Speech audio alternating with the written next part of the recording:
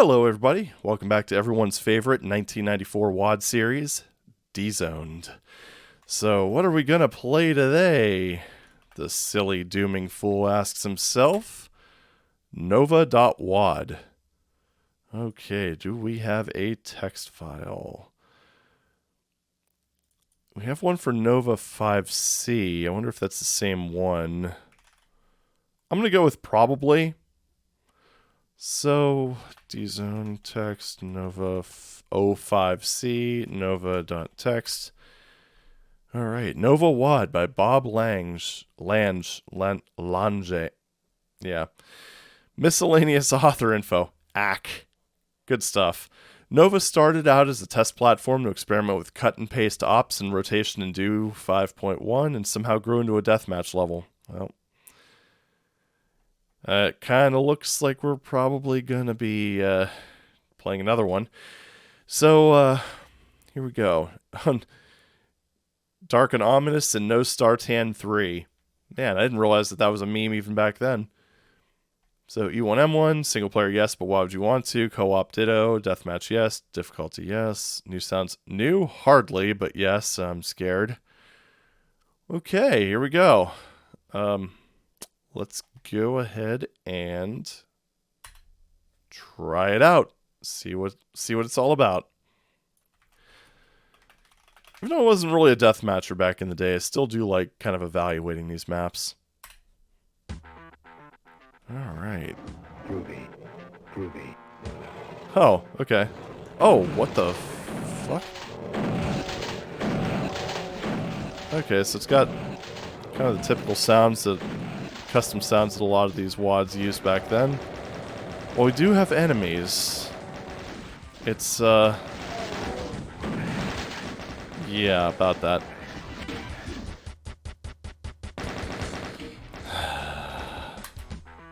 This, isn't really that great of a deathmatch WAD, is it? One accidental key switch, and, you've just exited the map for everybody. And yes, that's what would happen. There's a reason, like if you've seen my playthrough of Halls of Death, there's a reason why they try to make the exit switches hard to get to. Or hard to activate, or require some cooperation. So then again, this, as the author mentioned, this did start out as kind of a test WAD, so I guess I can understand that. Alright, yeah, I see where the Dark and Ominous comes from. A lot of cover. Nice little tight hallway. Not seeing a lot of ammo. Oh, rocket launcher. Groovy. Wait, so is that just... Not really a fan of the invisible walls. Or invisible. Opaque.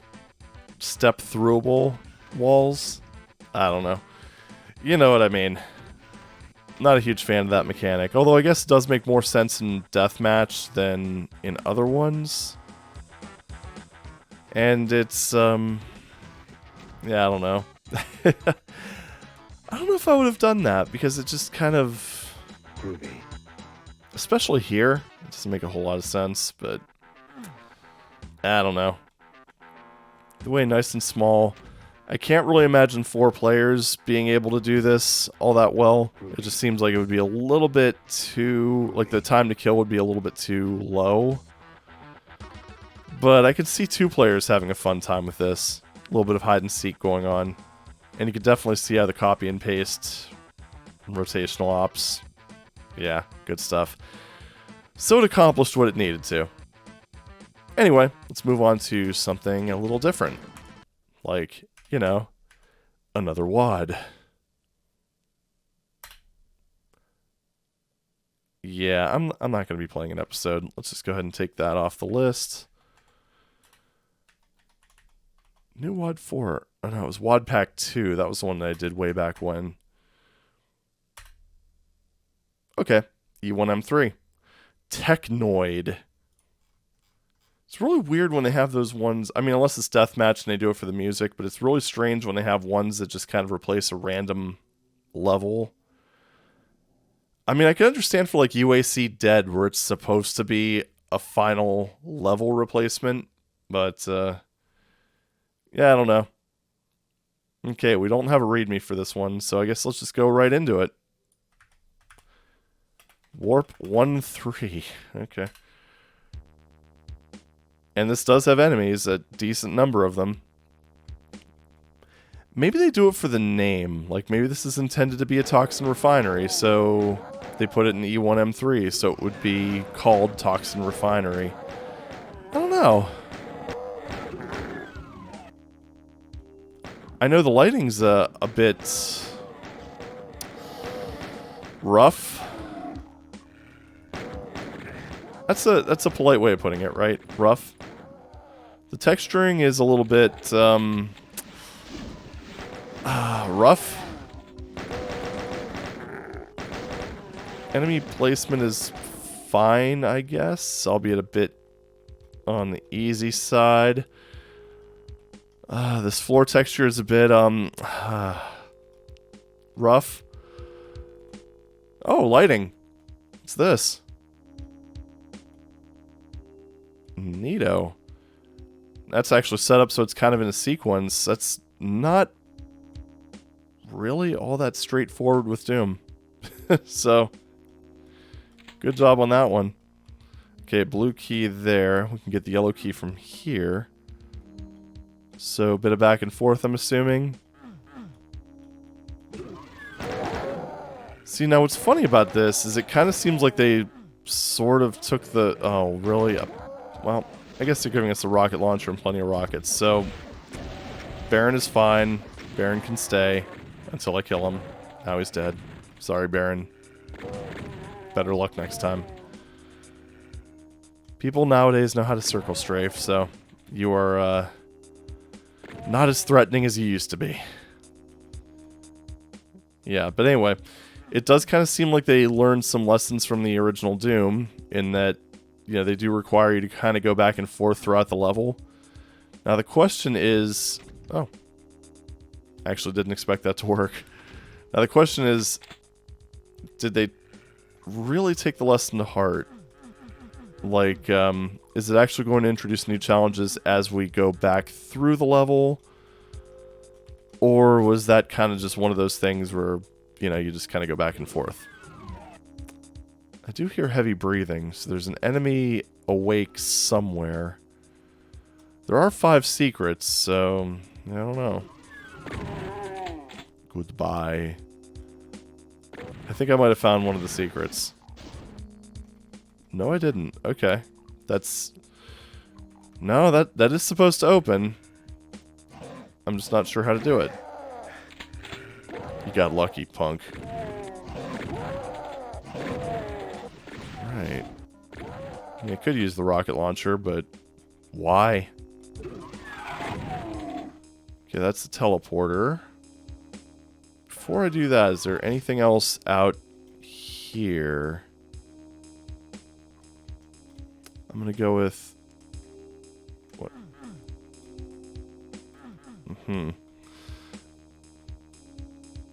Okay. I'm gonna go with probably not. Maybe. I don't know. Oh. Okay, this is just the other thing overlooking the Barrens. Alright, so that is marked as something. That's okay. And, you know, that's the thing. If you want to use your own teleportation, texture, sector layout, whatever you want to call it, by all means, as long as it's consistent. It's really the important part. It's like with Sigil. Sigil teaches you very early on that you shoot the eyeballs to open doors, and it sticks with that formula very consistently. So if that's how you want your teleporters to look, yeah, absolutely. Now, I don't know about these textures. I'm not sure they were exactly... Oh, hi. Alright. Good stuff. Well, there's the red key. Well, okay, so I don't know why that's a secret. So they do know how to use monster closets. That's good. I don't know if that was necessarily the most appropriate way to use them, but, you know, an attempt was made. Did that? Oh, okay. This is a weird level. I mean, it's one of those things you could tell that they were... Oh, I don't know. I mean, they tried. It's actually a reasonably fun map. They did kind of pick up what Doom was doing, and they kind of replicated some parts of that. I'd say whether it's successful or not, truly successful is definitely in the eye of the beholder. I'd say a good attempt was made here. It's not pretty, obviously, but they did learn things from the masters. So, yeah, so far, playable. And now's the part where I get really confused and try to figure out where the hell I'm supposed to go. Kind of thinking maybe that has something to do with it. So let's go back to the red key. So we have to go over here, over to this area up here. And, this. Back over this way. And then we go around here and then up. Obviously, one thing they didn't really learn was lighting. Because to be... Oh, okay, so that's a shortcut back down, I assume. Okay. Oh, hi there. Oof. Yeah, about that. Okay. Timed secrets. Maybe that's the reason they did a toxin refinery replacement. Maybe they wanted to have a secret level exit in this. I don't know. Another Baron.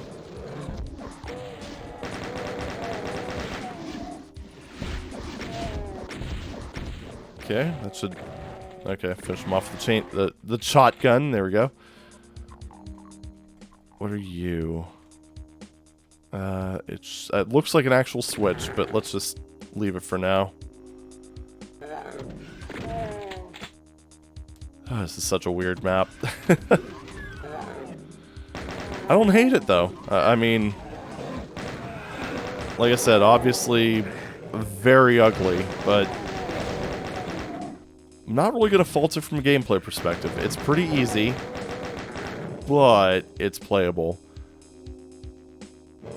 Which is more than I could say about a lot of these, for being perfectly honest here. Not a fan of this. That is an exit right there. Okay. Now what does this switch over here do?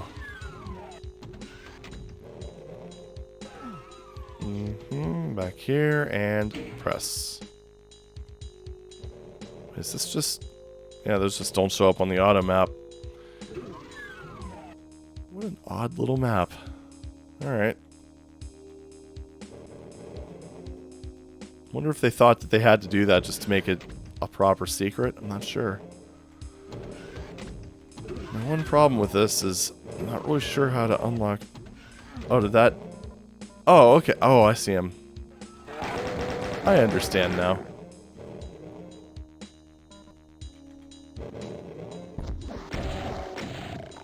Got him. Oh, I get it. That makes a bit more sense. Alright, well, you know what? Let's cap it here. There we go. Toxin Refinery, or whatever the hell that was called. No, that was definitely the exit. Okay, so final thoughts. Or the normal exit, rather. Haha. Alright, so final thoughts. Not a bad attempt. Again, a bit on the easy side, especially when you compare it to the rest of E1. Well, E1, yeah, Episode 1. It kind of stuck with the same weapon formula, unless there was a secret plasma I missed, so it sort of fits in, sort of slots in. Definitely did sort of a tech-based motif. So, yeah, that's good. Texturing was pretty bad. Alignment I can kind of understand because, I mean, early Doom editors had some alignment tools, but, you know, it wasn't as intuitive as it is nowadays. I can't really forgive the texture usage as much. Very abstract style. Lighting was pretty... It was kind of nice in the areas where they actually used lighting, but it just, yeah, obviously very inconsistent. Overall, not bad. I mean, it was rough, but it was certainly playable. But, yeah, that's it for now. Thank you very much for watching, and I'll see you in the next one. Take it easy.